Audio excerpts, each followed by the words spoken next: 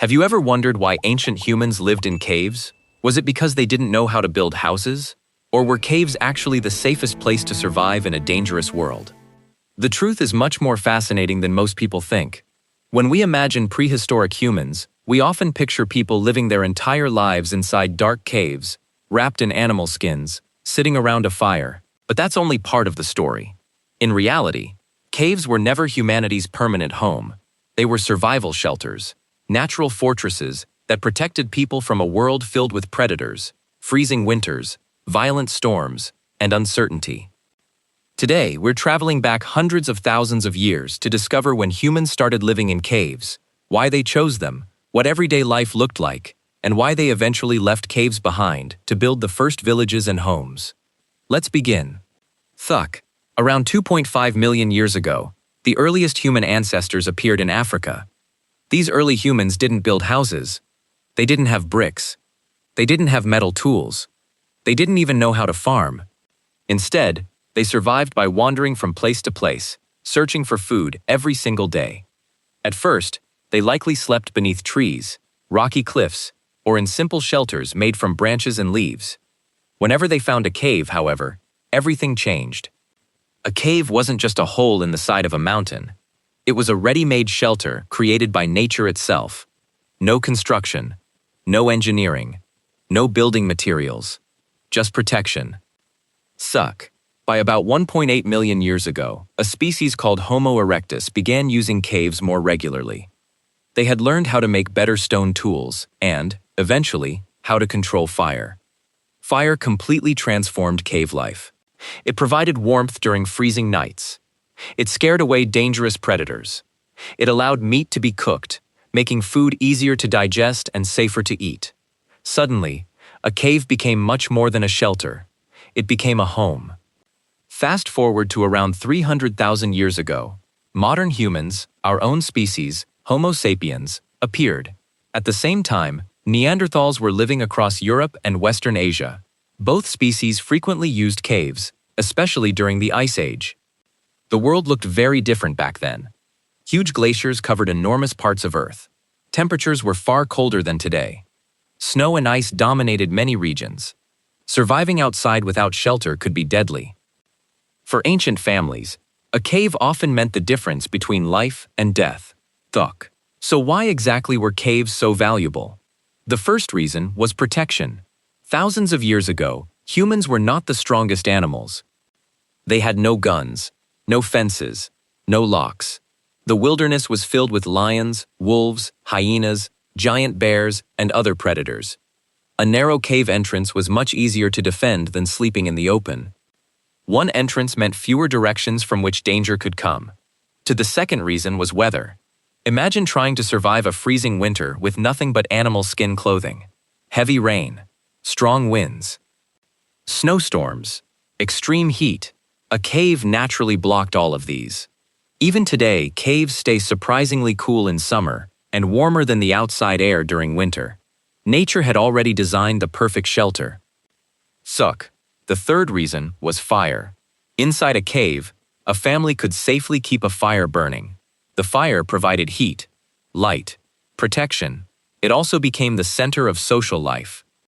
Families gathered around it every evening to cook food, repair tools, tell stories, and teach children important survival skills. The fire wasn't just useful, it became the heart of human life. But what did a normal day actually look like? Early in the morning, adults left the cave to search for food. Some hunted animals using stone-tipped spears. Others gathered berries, fruits, roots, nuts, mushrooms, eggs, and wild honey. Finding enough food was a full-time job. There were no supermarkets, no refrigerators, no stored meals waiting at home. Every day began with the question, what can we find to eat today? Once food was collected, people returned to camp. Some prepared animal skins to make clothing. Others sharpened stone tools or carved wooden spears. Children watched carefully, learning every skill they would one day need to survive. Knowledge wasn't written in books. It was passed from one generation to the next through observation and practice. As evening arrived, everyone gathered around the fire. Fresh meat was roasted. Plants were cooked. The group shared food equally because survival depended on cooperation. After eating, stories were told. These stories probably taught lessons about hunting, dangerous animals, and the history of the group. Long before writing existed, storytelling was humanity's first classroom. Suck.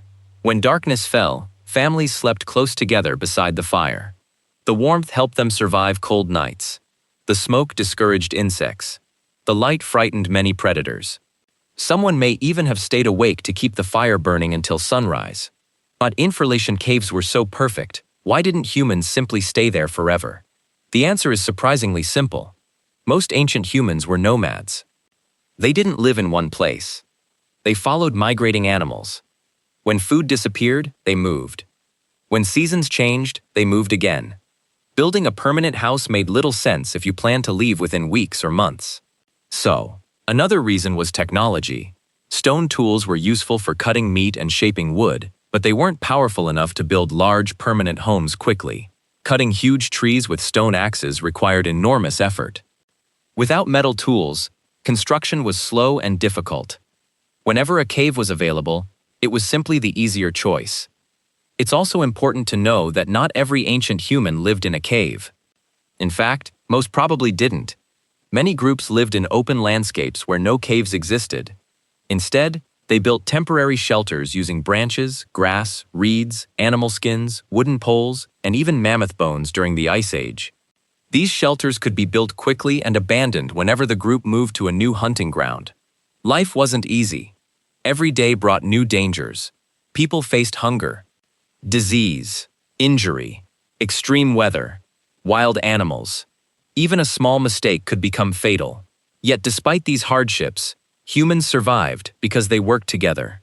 They shared food, protected one another, cared for children, and passed valuable knowledge from generation to generation. These simple acts of cooperation became one of humanity's greatest strengths.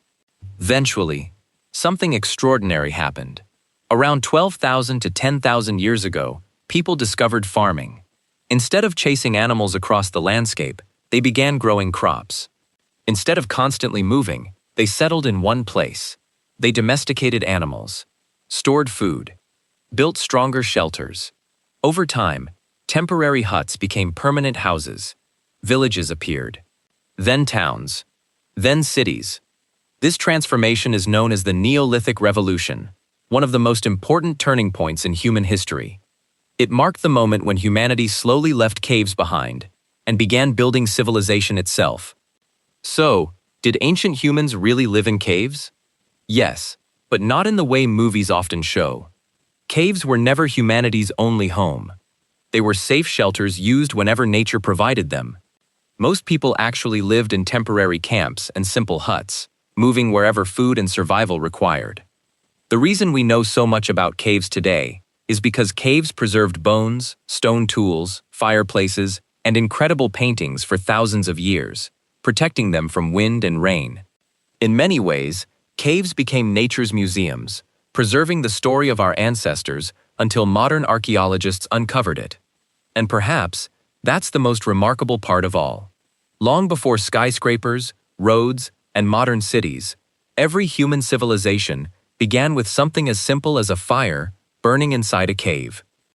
If you enjoyed this journey into humanity's distant past, don't forget to like the video, subscribe for more ancient history, and let me know in the comments what prehistoric mystery you'd like to explore next.